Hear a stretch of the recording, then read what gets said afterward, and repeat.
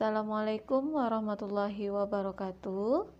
Anak-anak ibu, jumpa lagi kita pada video pembelajaran kali ini dengan muatan pembelajaran IPA pada tema 4, subtema 2, pembelajaran 1 dan 2. Pada pembelajaran ini, kita akan membahas seputar gangguan kesehatan pada organ peredaran darah manusia. Gangguan kesehatan dapat terjadi pada jantung, pembuluh darah, ataupun darah. Berikut ini beberapa gangguan kesehatan pada jantung, pembuluh darah, dan darah itu sendiri. Yang pertama yaitu jantung koroner.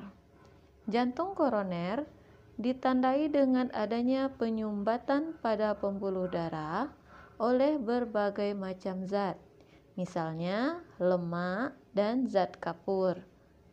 Penyumbatan ini menyebabkan aliran darah ke jantung menjadi terhambat sehingga jantung tidak dapat bekerja dengan baik. Apa gejala yang ditimbulkan dari penyakit ini? Di antaranya yang pertama sesak nafas, nyeri pada bagian tertentu, dan tubuh cepat lelah. 2. Hipertensi dan hipotensi. Hipertensi merupakan kondisi ketika tekanan darah di dalam pembuluh arteri meningkat. Hipertensi merupakan istilah yang dipakai untuk tekanan darah tinggi, di mana tekanan darah normal itu sama atau lebih rendah dari 120 per 80 mm Hg. Angka 120 ini menunjukkan tekanan darah saat jantung berkontraksi, sedangkan angka 80 menunjukkan tekanan darah saat jantung berrelaksasi. Jadi, jika tekanan darah di atas 120 per 80 mm Hg, maka kita akan terkena serangan penyakit yang bernama hipertensi. Apa faktor yang dapat menyebabkan hipertensi ini? Di antaranya usia lanjut, gaya hidup tidak sehat, jarang berolahraga, dan stres. Sementara itu, hipotensi yaitu tekanan darah rendah yang merupakan kondisi ketika tekanan darah di dalam tubuh menurun, yaitu lebih rendah dari 90 per 60 mm Hg. Jadi tadi yang normalnya antara 120 per 80 atau di bawahnya. Namun kalau hipertensi lebih lagi di bawah 90 per 60 mm Hg. Faktor yang dapat menyebabkan hipotensi diantaranya faktor usia, kondisi cuaca, dan efek samping dari obat-obatan. Yang ketiga, penyakitnya yaitu varises. Varises ini ditandai dengan munculnya benjolan pada kulit berwarna keunguan. Hal ini disebabkan adanya gangguan atau hambatan pada pembuluh darah vena dalam mengalirkan darah.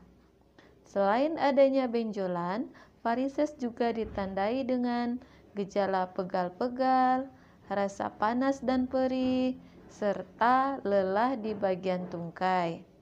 Penyebab varises antara lain faktor keturunan dan terlalu lama berdiri atau duduk bersila terus-menerus.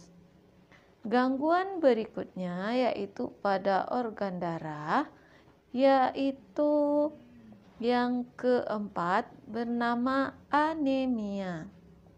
Anemia merupakan penyakit yang disebabkan oleh kurangnya sel darah merah dalam tubuh.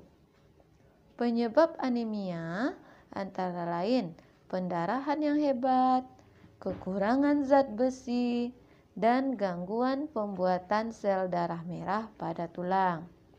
Biasanya, gejala anemia ini seperti mudah lelah, sering lemas, sakit kepala, dan wajah terlihat pucat.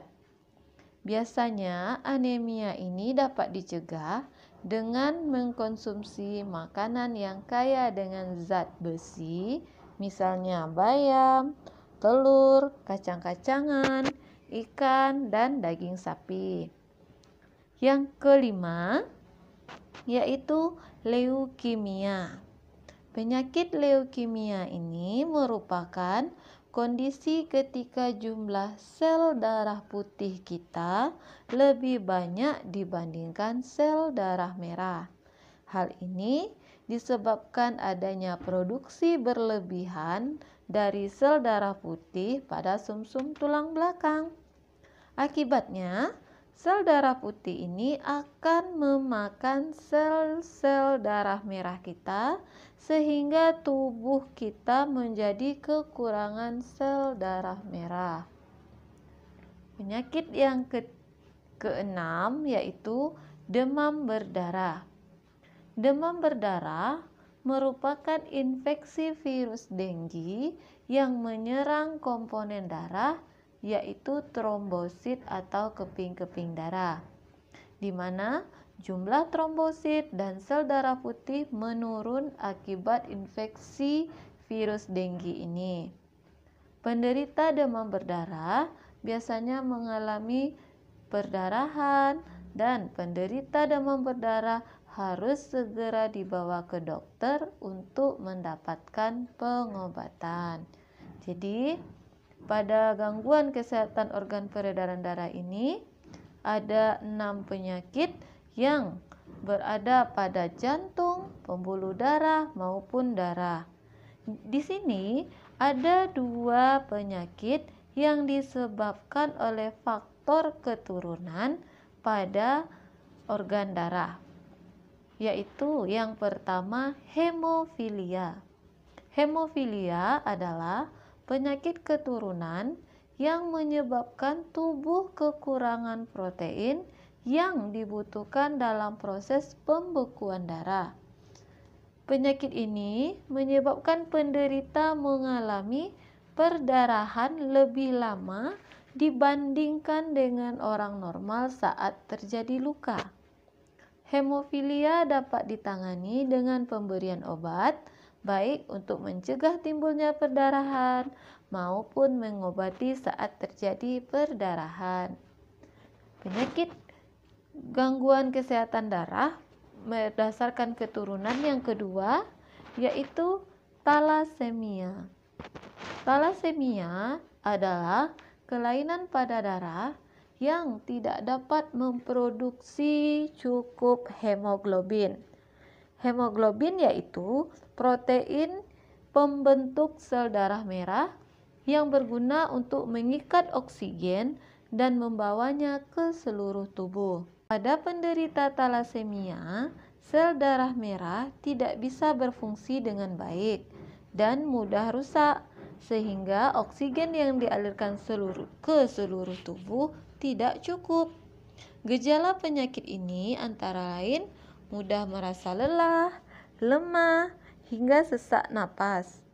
Penderita talasemia juga mengalami anemia.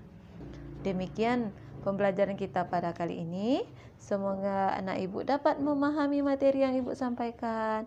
Ibu sudahi video kita dengan mengucapkan wassalamualaikum warahmatullahi wabarakatuh.